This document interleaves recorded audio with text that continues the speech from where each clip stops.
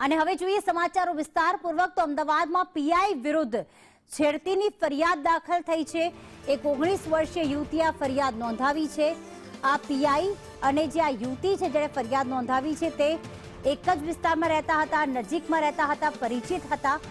લિફ્ટમાં PI બરકત અલી ચાવડાએ તેની છેડતી કરી હતી, શારીરિક અડપલા કર્યા હતા તેવો ફરિયાદમાં ઉલ્લેખ કરવામાં આવ્યો છે। વેજલપુર પોલીસે ફરિયાદ નોંધી કાર્યવાહી હાથ ધરી છે।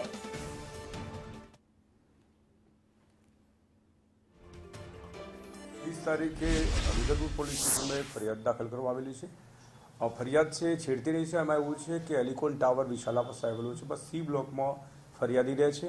એ સાંજે એમના મામાના ઘરે જવા માટે એ બ્લોકમાં લિફ્ટમાં બેઠેલા એ વખતે આરોપી અને બીજા 2-3 માણસો બેઠેલા અંદર હતા। પછી બીજા માળે જે આરોપીઓ જે અન્ય ઈસમો હતા એ ઉતરી ગયેલા અને આરોપી અને બંને ની લિફ્ટ ઉપર ગયેલી વખતે ત્રીજા માળે ફરિયાદીને ઉતરવાનું હતું, પણ આરોપીએ એ જે લિફ્ટ છે એ બંધ કરી દીધેલી અને ત્યારબાદ 9મા માળે ગયેલી અને એ દરમિયાન જે ફરિયાદી છે એની સાથે શારીરિક અડપલા થયેલા।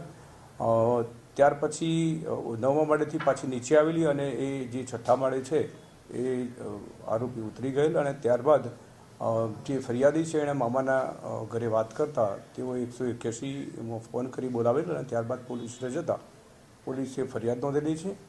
આ કામે તપાસ ચાલુ છે। આ કામે બરકતભાઈ ચાવડા કરીને છે, એમના વિરુદ્ધમાં ફરિયાદ દાખલ થઈ છે। હાલમાં સીસીટીવી ફૂટેજના આધારે પોલીસ તપાસ કરી રહી છે। બંને કોઈ પરિચયમાં હતા કે પરિચય થયો તો અગાઉ ક્યાંય એવું કોઈ તપાસ દરમિયાન જાણવા મળ્યું છે કે કેમ? એ હજી એ તપાસ ચાલુ છે, એટલે જે સાચું હશે એ તપાસમાં ખુલશે। અત્યારે જે સીસીટીવી ફૂટેજ આપ્યા છે એનો પોલીસ અભ્યાસ કરી છે। એ સિવાય પણ પુરાવા એકત્રિત કરી રહી છે અને ટૂંક સમયમાં જે હશે એ કાયદેસરની કાર્યવાહી કરવામાં આવશે।